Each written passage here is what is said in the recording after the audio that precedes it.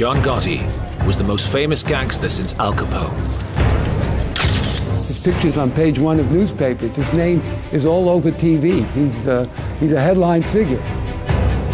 He brutally murdered his way to become head of the most powerful crime family in America.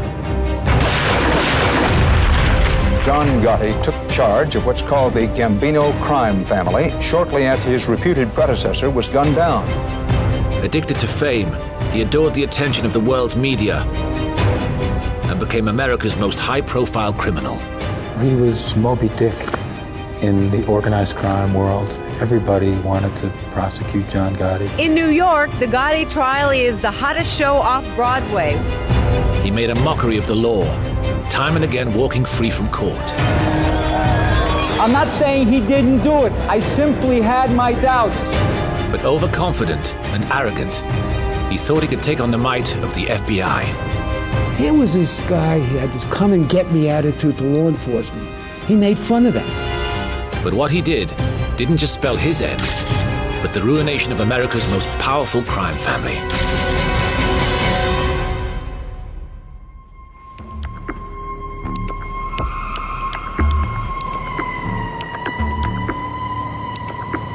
A Monday evening in December 1985, in central Manhattan, New York. At Sparks Steakhouse, Paul Castellano, one of the most powerful mobsters in New York, arrives for dinner, accompanied by his driver, Tommy Bellotti. 4 men are waiting for them.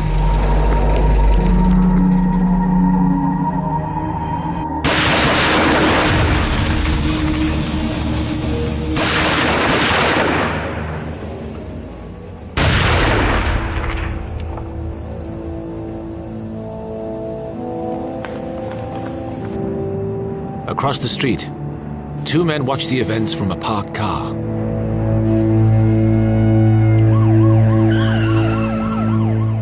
At least 3 gunmen in New York City tonight shot and killed a man identified by police as Paul Castellano, reputed chief of the Gambino mafia family. That's the nation's most powerful organized crime organization. Well, the king is dead. Paul Castellano, reputed boss of bosses, executed on a New York City street yesterday.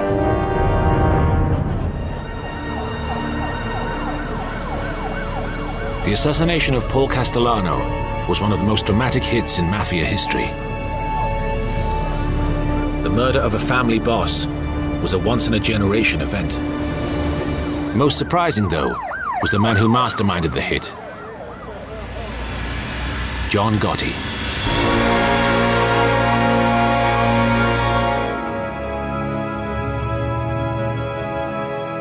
Gotti was just not a well-known or well-respected figure prior to the killing of Castellano. I mean, his initial forte in organized crime was hijacking trucks and beating people up and killing people. He was a thug, in my view. Gotti started his life in crime in the late 1950s as a low-level street thug. But he had big ambitions. He had his eye on joining the most profitable criminal organization in America. Mob profits are going to top $100 billion this year. Add to that the inflated costs of consumer goods and services, and the total bill is more than $77 for every American. Every year. They're into everything from low-level street crimes to sophisticated white-collar crime. Garbage carting, the piers, the garment industry. Labor racketeering, and of course, murder.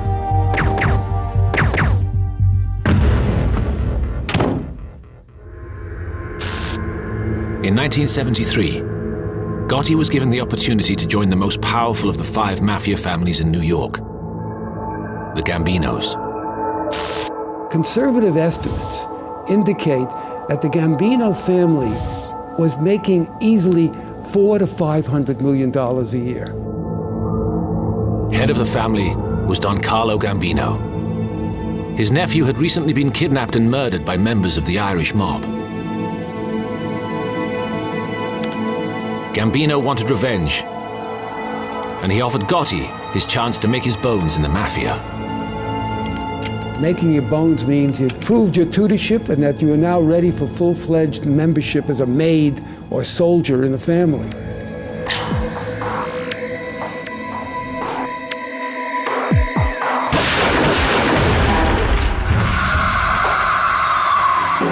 Gotti was part of the team that killed James McBratney in revenge for the kidnapping.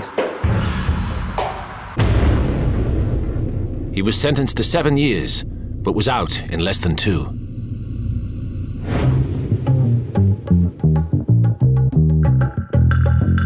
On his release, Gotti was richly rewarded.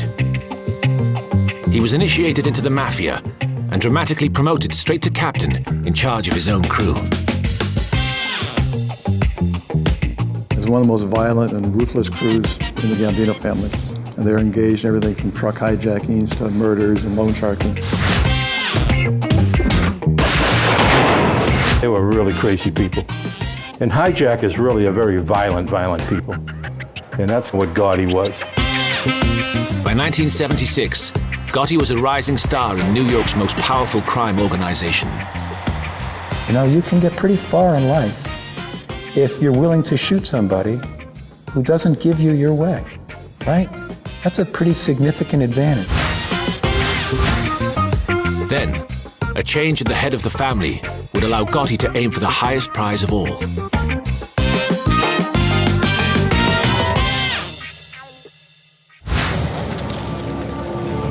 After 20 years at the head of the Gambino family, Carlo Gambino died. His brother-in-law, Paul Castellano, took charge. Castellano saw himself as more of a businessman than a street mobster, something that riled roughnecks like Gotti. Paul was remote and sort of removed from the street people. He didn't associate with his own members of organized crime. They felt he thought he was too important and too wealthy. They called him the Pope sometimes, or the man on the hill. From his mansion on Staten Island, Castellano took a dim view of street crews like Gotti's and was cutting them out of the most profitable deals. It was the kind of crew that Paul Castellano didn't really favor because they were looked upon as hard muscle guys, jaw breakers, knee breakers, but pea-brained. He was a family of the haves and the have-nots. Castellano and all his side made all the money. The Gotti's crews are all struggling, just trying to earn enough money to get by. Gotti began to nurture a growing hatred of Paul Castellano. But this factionalism within the family was not the only problem that the Gambinos were facing.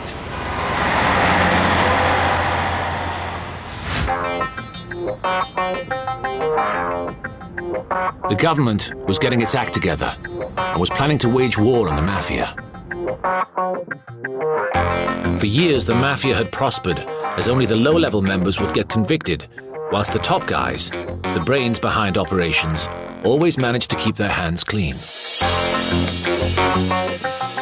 Very often, in a Darwinian sense, you took out the lame and the weak and you allowed the strong to survive. The bosses, the underbosses, the consiglieri, even the capos, the captains, who ran the street units, they never pulled the trigger. They never really extorted directly money from anyone. They were on the receiving end, but they weren't on the working end. But now, the FBI were going to target the top-ranking members and build new squads to take on each of the 5 New York families. Head of the Gambino squad was Bruce Mao. When we started out in 1980, there's very little intelligence in the Gambino family, so we basically started from scratch. Mao had to discover a way to break into an organization which operated by a strict code of silence. When you investigate a crime family, you always look for a weak link and try to find some place where they're vulnerable, where somebody's talking. We like to find a gossip. And one of the first cases we opened was targeting against John Gotti.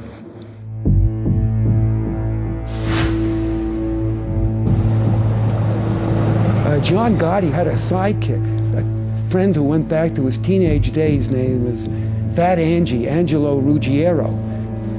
Angie Ruggiero was intimately known as Quack Quack. How do we guess? He gossiped a lot. He liked to talk. He liked to blab. In 1981, Mao's team got court permission to tap Angelo Ruggiero's phone and then bug his home. It wasn't long before the wires provided dramatic results. During the Ruggiero wire, we realized that these guys were involved in major heroin activity. They were pushing approximately 50 kilos of heroin in a 6-month period here in New York. Right, don't worry about nothing, all right? How about our friend over there? What time you be at, Pete?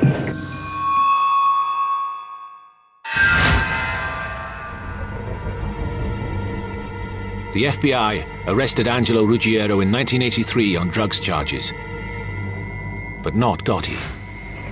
They had nothing to link him directly to the crime.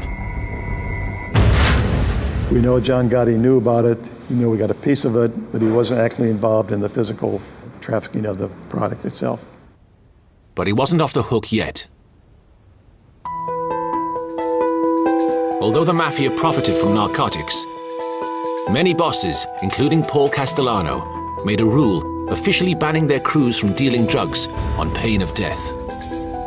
He had this edict, and it was very effective. He could use it whenever he wanted to get rid of somebody he didn't like if they got mixed up in narcotics. Castellano now had the perfect excuse to rid himself of Gotti. Castellano wasn't a big fan of John Gotti, Ruggiero, and they weren't like his fair-haired boys. So he definitely would have had him killed. And he had the manpower and the horsepower and the firepower to do it. It was a kill or be killed situation. Gotti realized he had to strike first.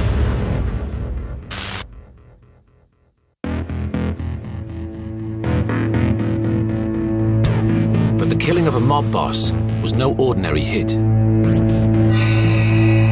The mafia have strict rules. He would need permission from the heads of the other 4 New York families. But a lowly mafia captain could easily be killed just for suggesting that he wanted to take out his boss. Now, for the first time, Gotti, and this was unforeseen, showed strategic sense and unforeseen acumen. Gotti gambled that the other bosses were tired of Castellano's high-handed manner and would be happy to see the back of him. His gamble paid off. Amazingly, 3 of the New York bosses gave the go-ahead for the upstart capo to take Castellano out. He now needed a hit team.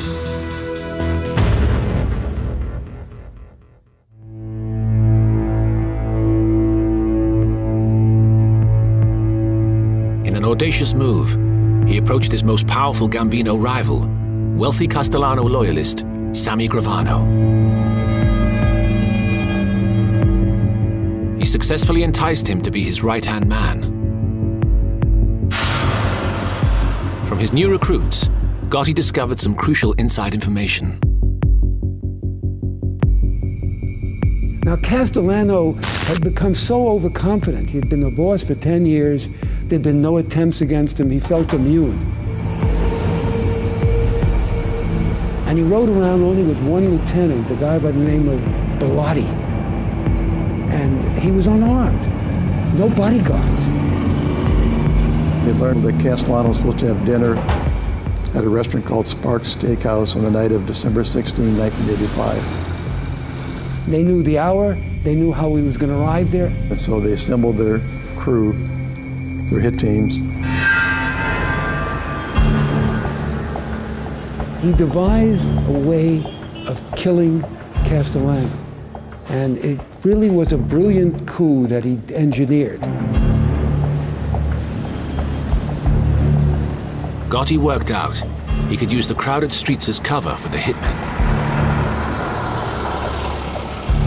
He had everybody dress in white trench coats and also wear Russian fur hats. And the idea was that everybody would look the same, so any passers-by on the street could not really make a solid identification.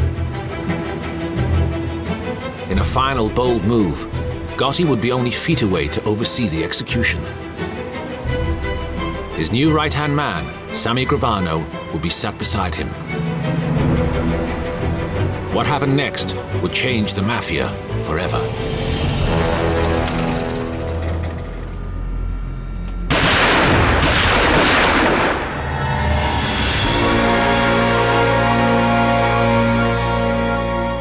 The 4 shooters were waiting for him, and you've seen the pictures. They shot him dead right there as they got out of the car. You talk about shock and awe like in the past Iraqi wars. This was shock and awe for the Gambino family. Within a few days, the whole Gambino family knew that John Gotti did this. Now the scale of Gotti's ambition finally became clear.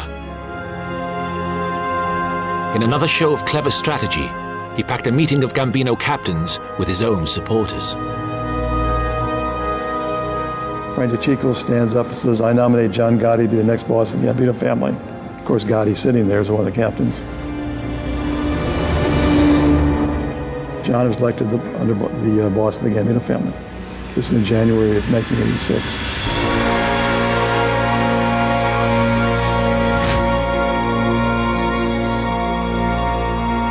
John Gotti took charge of what's called the Gambino crime family shortly after his reputed predecessor was gunned down. And the man that succeeded him, or is believed to have succeeded him, is a man by the name of John Gotti. So you think he's behind this? Well, certainly I would think he heads the enforcement arm of the Gambino family, and certainly they'd have to consult with him. Until now, the mafia had been a secret society, exerting its power from the shadows.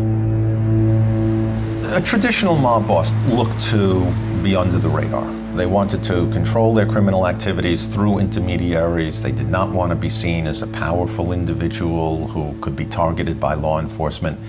Gotti was precisely the opposite. Gotti attracted attention in a way no other boss had ever done.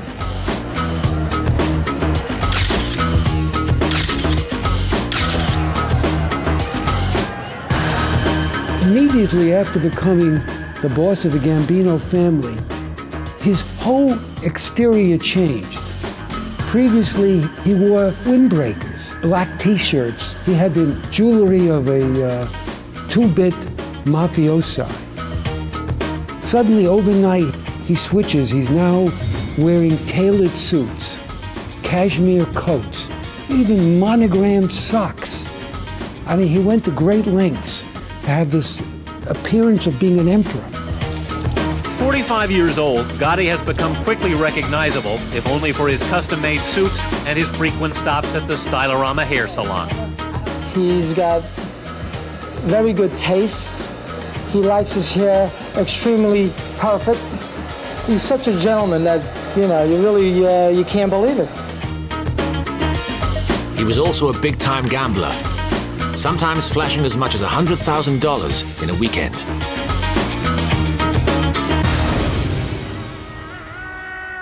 Gotti loved the limelight.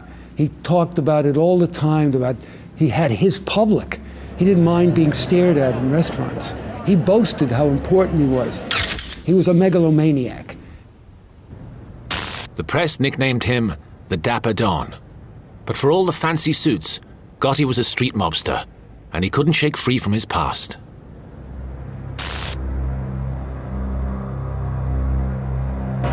Even as he ascended to the throne of the Gambino family, Gotti was awaiting trial on an assault charge. In 1984, nearly 2 years earlier, he had attacked Romuald Pajsek, a refrigerator salesman from Queens, in an absurd incident. That was a traffic dispute. It was about a parking space. And John Gotti slapped Romuald Pajsek in the face. And they also stole about $300 from him. Pajsek didn't know who he was, went to the police. That's all that case was. Somebody who's going to be in the mob boss doesn't put himself in the position where he can be arrested for what is essentially a meaningless incident. Then before it goes to trial, all this Castellano stuff happens, and all of a sudden, poor Romuald Pajsek is testifying against the #1 criminal in the country. Pajsek had good reason to fear him when a terrifying story from Gotti's past surfaced in the press. In 1980, Gotti's 12-year-old son was killed when he ran out in front of a neighbor's car.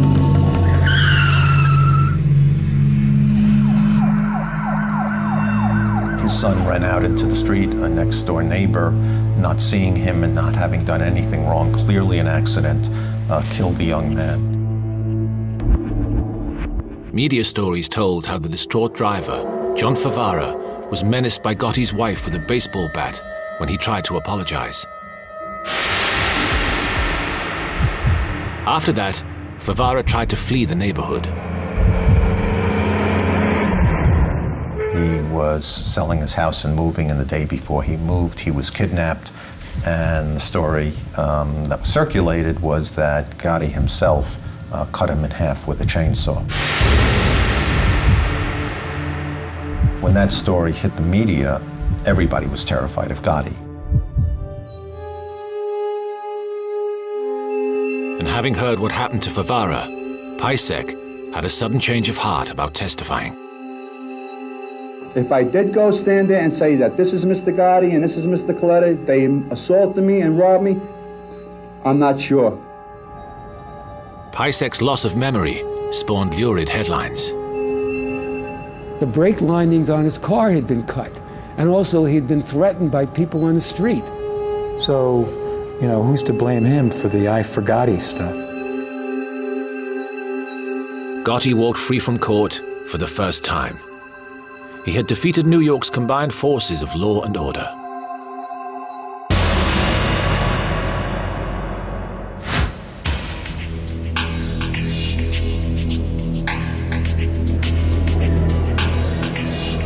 But less than 2 weeks later, in April 1986, he was back on trial.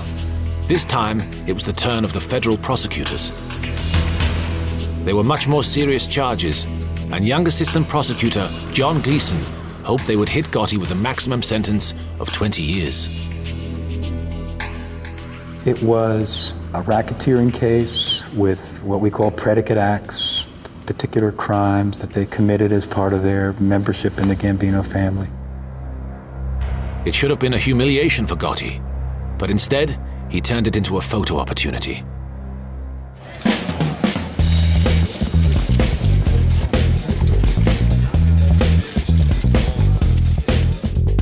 The supermodel of mobsters, Gotti on magazine covers, newspaper headlines. One New York tabloid even followed his court suit, the cut, not the criminal, in a daily fashion column called Gotti's Garb.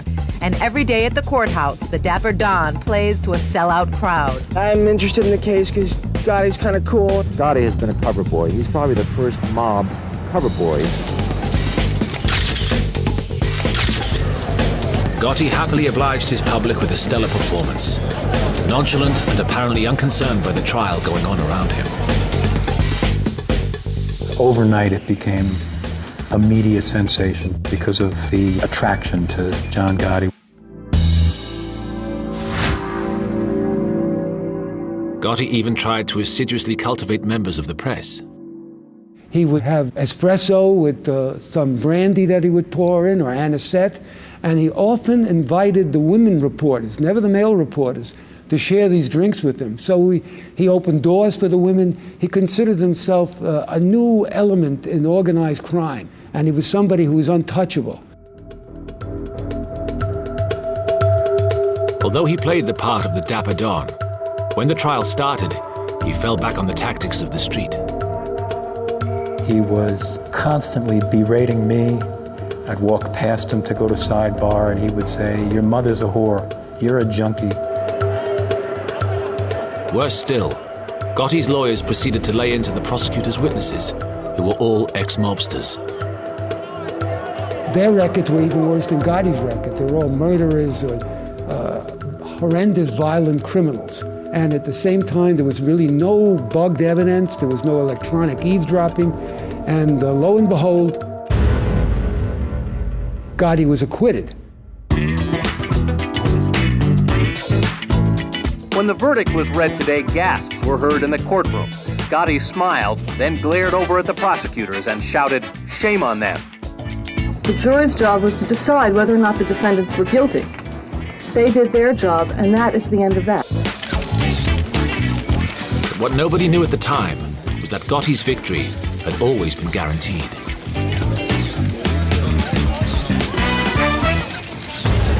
Gotti had an insurance policy that he'd get a not guilty verdict. One of the jurors was bribed. Later, juror George Pape will be found guilty of accepting $60,000 to withhold a guilty verdict. But at the time, the case was a disaster for the government. It was a prosecutor's nightmare. It was a horror show. And John Gotti loved it. He enjoyed every minute of it. He knew he wasn't going to get convicted. He knew he had a free ride. He knew there was no downside for him in the trial, only an upside. No, it's no problem. No problem. Gotti had made a mockery of the court again. But the attempt to try to convict him had a higher price. In the course of the trial, the prosecution had called 2 of Gotti's crew as witnesses, and in doing so revealed them as FBI informants.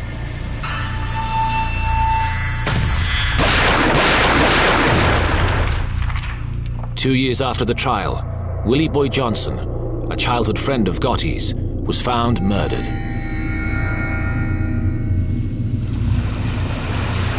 The other informant, Billy Batista, was never found.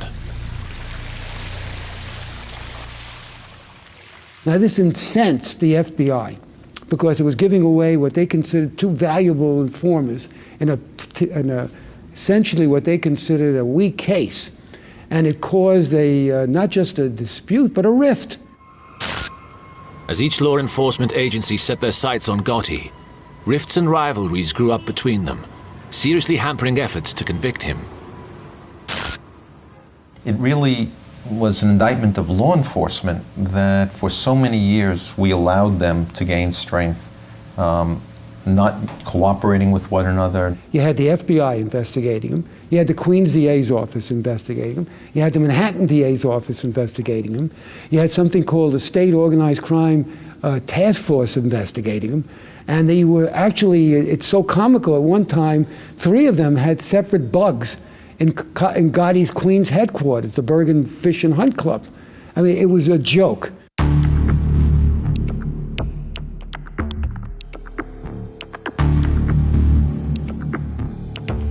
Next to try and nail Gotti was the New York State Organized Crime Task Force. Its boss, Ronald Goldstock, believed that one of his bugs had recorded Gotti ordering a shooting. And so, they became the 3rd organization to take on the Dapper Don. John Gotti, alleged in the indictment to be the boss of the Gambino family, is now under indictment. This then is another in a long line of actions taken by state, local, and federal officials, which will inevitably change the face of organized crime. In New York City this morning, the man police call the country's most powerful crime boss faces the possibility of life in prison for allegedly ordering the shooting of a union official. That union official, John O'Connor, had smashed up a restaurant owned by a friend of Gotti's. In revenge, he was shot 4 times in the back.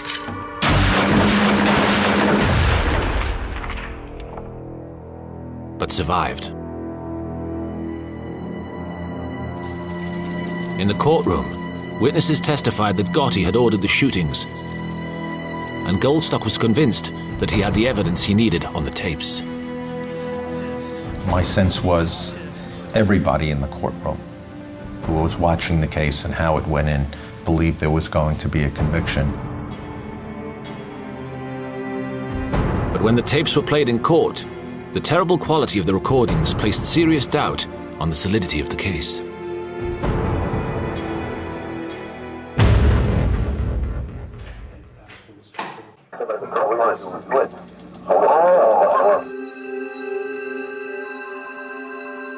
A jury brought in its verdict today on the man called the Dapper Don. How say you with respect to defendant John Gotti? We find him not guilty.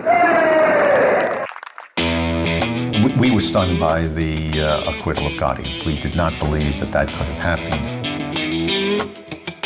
Gotti walked free from court a 3rd time.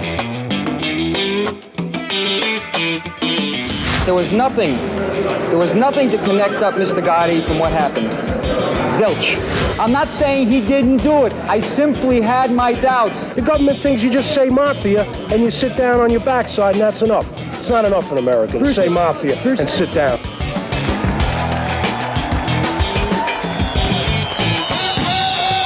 That night, as Gotti celebrated his victory, the media bestowed on him a new title, the Teflon Don, because no charges ever stuck. We're all happy. We're all happy. We got a good decision. The whole city should be happy. There was actually street parties. People came out and cheered him.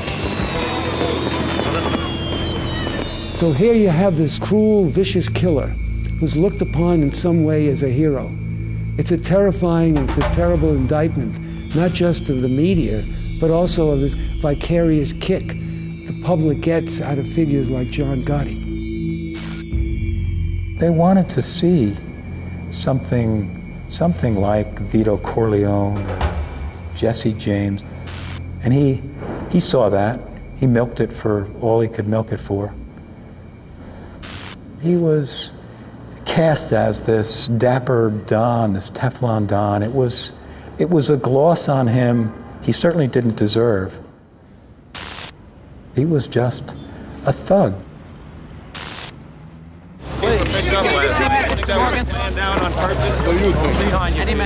Never before had a criminal appeared so powerful, so beyond the law. John Gotti had emerged triumphant from court 3 times in just 4 years, and the government were desperate that he be brought down. A lot of people for the first time were saying, "You'll never get him. He's a Teflon Don, he's untouchable." But in 1989, after 4 years of painstaking surveillance work, the FBI were ready to make their move. Our motto was patience and perseverance. Take all the time you want and just stick at it through thick or thin. And their years of patience were beginning to pay off. Slowly, Mao's team made contact with a wide range of people connected to the Gambino family. There's a lot of people out there that looked like they were regular, undiluted wise guys who were actually informants for the FBI. The FBI learned that Gotti now liked to spend his time in the Ravenite Social Club on Mulberry Street in New York's Little Italy district. Mao ordered 24-hour surveillance of the club. This is Little Italy. It's a very hard place to park cars, to conduct surveillance without being discovered.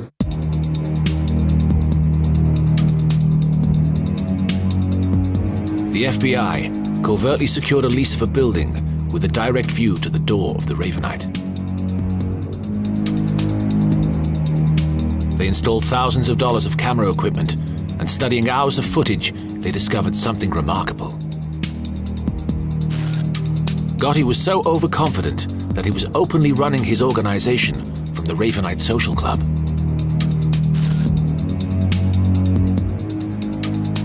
He never seemed to understand he was running a secret organization, an underground criminal outfit. And he demands that at least once a week, his soldiers or his capos have to show up and kiss his ring like he's the Pope. They're not supposed to meet in public. They're supposed to be clandestine. They normally use safe houses. And from Monday through Friday, John Gotti would hold court at this club 5 nights a week. And he gives Bruce Mao and the FBI incredible opportunities to unearth evidence that only a fool would hand over to them.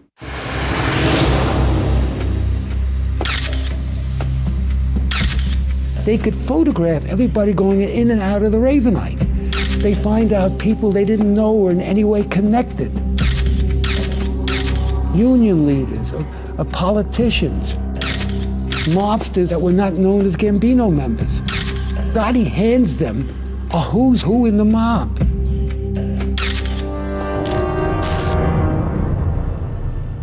Good though the surveillance was, photos and video from outside the club would not make a case against Gotti. They needed to be able to hear what was being said inside.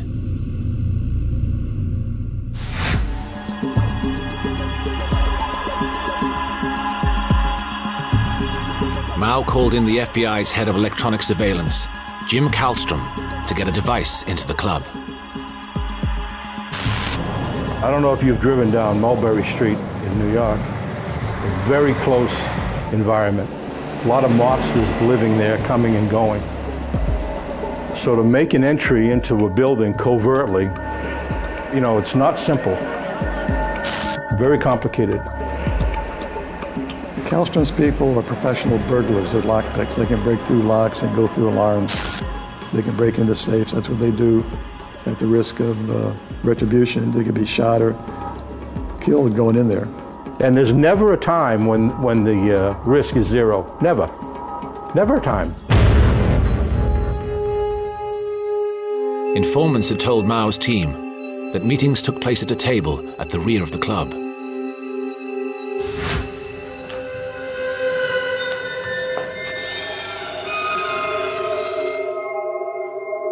They broke into the club, they got through the lock, they disabled the alarm system, and they were to install a bug in the club.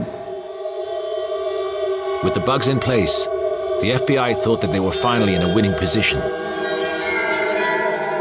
But they would discover it wasn't that simple.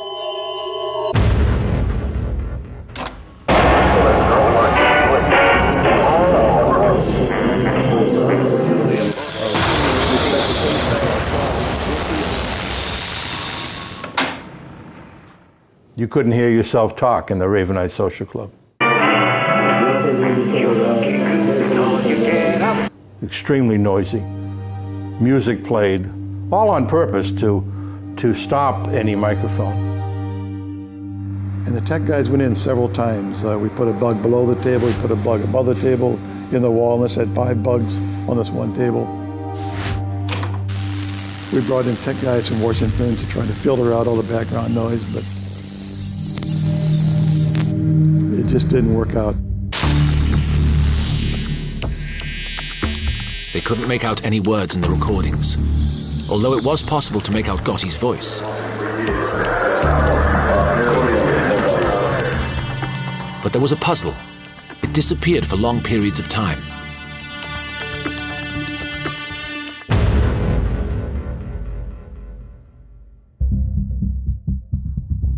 So the team went back to the videotapes of the exterior of the club, looking for any sort of lead. It was then that they made a dramatic breakthrough by watching the door next to the club. And here's really the power of surveillance. All of a sudden we started to figure out that there was a certain woman who would leave almost like clockwork when certain events took place. Mao checked all their logs and realized that the woman left at the exact same time that Gotti's voice disappeared from the audio recordings.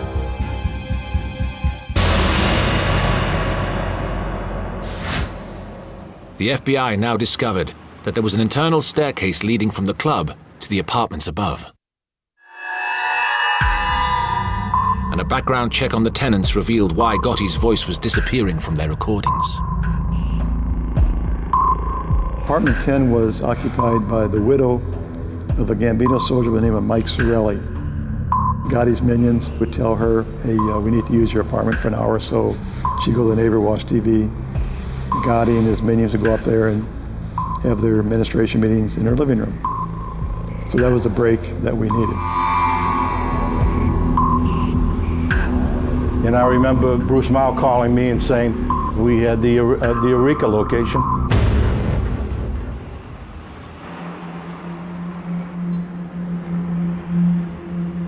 But now, they were faced with a new problem. How to get into an apartment where somebody lived. Whole nother ball game to get in there. Because you have a widow living there 24 hours, 7 days a week, and you have to get into her apartment. Mao's team learned that Mrs. Sorelli will be going out of town for Thanksgiving. So in late November 1989, Kallstrom's team returned to Mulberry Street and placed a bug in her apartment. And that's when the waiting started.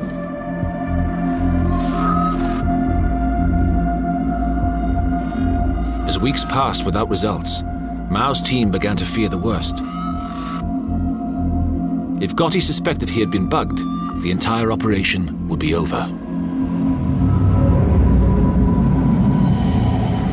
You always wonder, did they discover something? Did they make the tech guys? Did they leave a little piece of wire behind? You know, has it been compromised? Then, on a late November evening, the team observe Gotti and his henchmen enter the club, and they get ready to listen on the new bugs.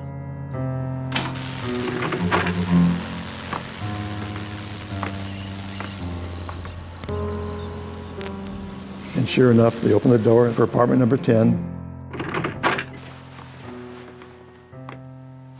And one thing we didn't know at the time was that John Gotti's deaf in one ear. So they couldn't whisper, they had to talk like we're talking now, loud and clear. And right there is our microphone. You tell this punk, me, John Gotti, you sever your motherfucking head off, you cocksucker. John Gotti's voice was coming through loud and clear. So here's Gotti, who warns everybody not to talk on the peril of death if they're ever picked up on eavesdropping. He goes up there and he's talking openly. He would go over stuff over and over again. Now listen to me, fella. Now listen. You're going to sever your motherfucking head off. So it wasn't like, what did he say? If you didn't get it the first time, just wait a few minutes, you'd get it again. John talks about whacking DB, Robert DiBernardo. When DB got whacked, they told me a story. I was in jail. And I whacked him. I knew why it was being done. I done it anyway. And John's classic line was, we're not sure he's a rat, but when in doubt, you kill him. It was a clear admission to a murder. It was what Mao had been waiting for several years. And Gotti handed it to him on a silver platter. Where the fuck are we going? Where are we going? All told, we monitored a total of 5 conversations, maybe 7.5 hours of tape all told. But they were like the top 40 hits. And we knew we were off to the races. We knew we were going to have a really good case. Where are we going? Back. Be it an hour from now, be it tonight, or 100 years from now, I'm in jail. It's going to be a dozen horses.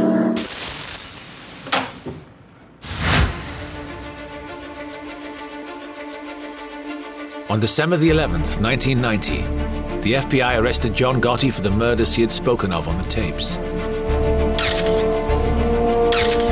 Along with his closest henchman, underboss Sammy Gravano. At the pre-trial hearing, Gotti, the seasoned pro, was apparently unconcerned. Pretty good. You know they're going to try and keep you in jail. They say you're in danger.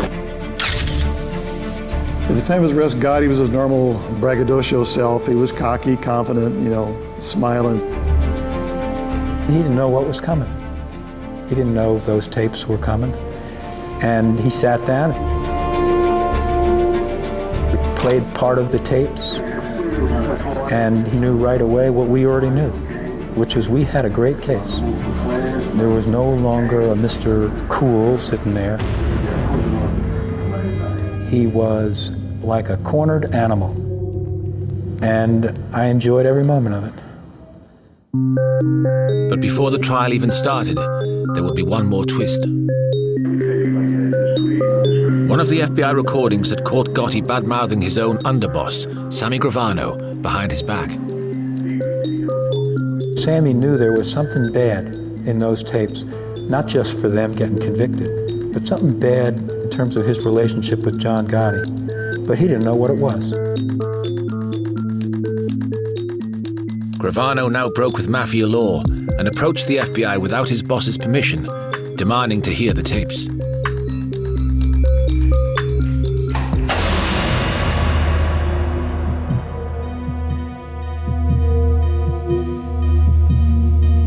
Never forget, as long as I live, the playing of that December 12th tape in its entirety for Sammy.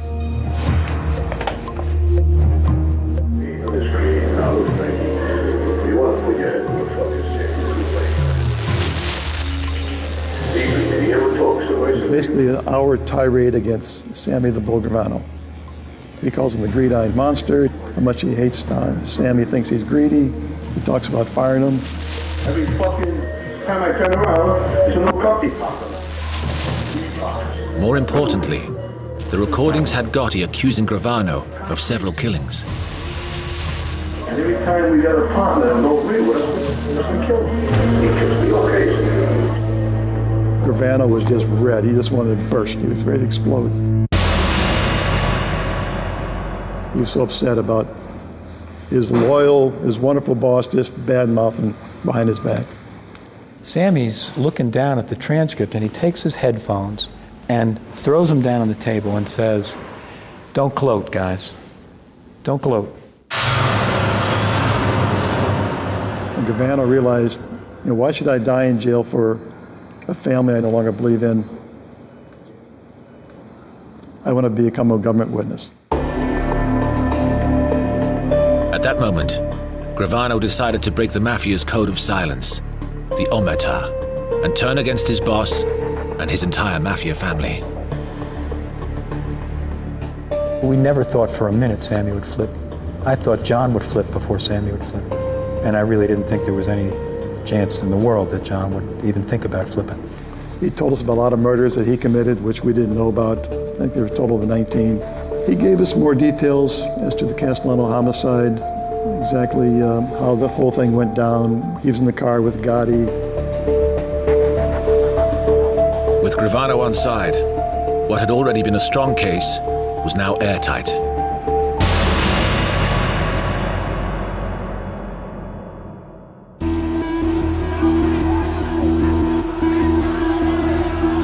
Outside the court, it was a typical Gotti circus. He was still, after all, the Teflon Don. It's not just average guys caught up in the Gotti spectacle. A who's who from Hollywood came to Brooklyn to take in the show. This is one of the great dramas that's going on today. The trial was really high drama because it was like the #1 media event here in New York, so the reporters every day filled up half the courtroom. We all sat with Gotti's minions. And the highlight was when Gravano testified for 9 days. Today, Gravano explained how the two men plotted the 1985 murder of then-boss Paul Castellano and his driver, Tommy Bellotti. How they watched the hit go down outside a New York City steakhouse and then drove past the bullet-riddled bodies.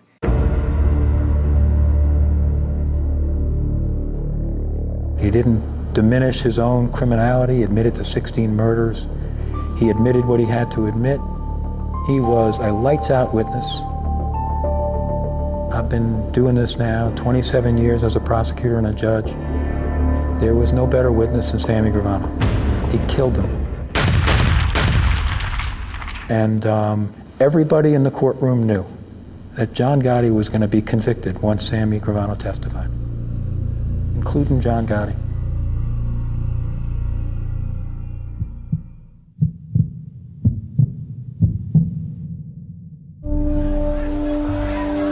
When the jury announced their verdict, Gotti's crew incited a riot outside the court. I'm ashamed to say I'm an American in this country. That's what I'm ashamed of. This is wrong what happened to him. What was he, a criminal? Gotti had been found guilty on all charges in June 1992. Racketeering and 5 murders, including the Castellano hit. It took the government 6 years to finally get the so-called Teflon Don, but this time it was the prosecution's turn to gloat. The legendary luck of John Gotti finally ran out. The Teflon is gone, the Don is covered with Velcro, and every charge in the indictment stuck. It was quite an occasion. And I still get emotional talking about it now. For one member of the prosecution team in particular, it was a moment to be savored. You can imagine my feelings. How does it feel to be the man who got Gotti? Don't get him nervous now. Right, this was my second trial. You know, I worked long and hard in that first case for a couple of years with a 7-month trial, only to have a juror get bought. We couldn't have been happier. We were pleased. We were happy. Are you smiling again?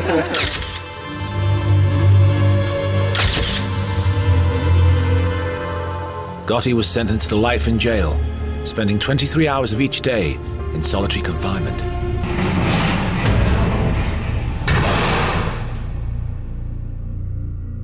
Gotti's indiscretions incriminated an entire tier of Gambino captains. The FBI itself could not have handpicked a better candidate to be the head of one of the major mob families in New York than John Gotti.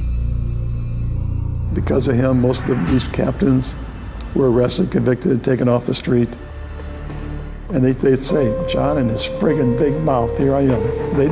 They hated this guy. He was an absolute ruination for the mafia.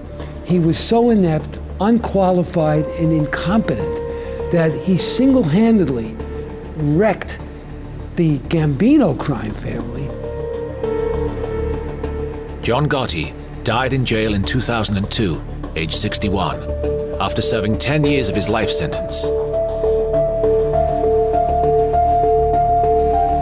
To some New Yorkers, Gotti will always be a modern-day Robin Hood. But he was never anything more than a thug. His only legacy was the destruction of the most powerful mafia family in history. His legacy, just another boss who killed the previous boss, gets arrested, dies in jail. No more, no less.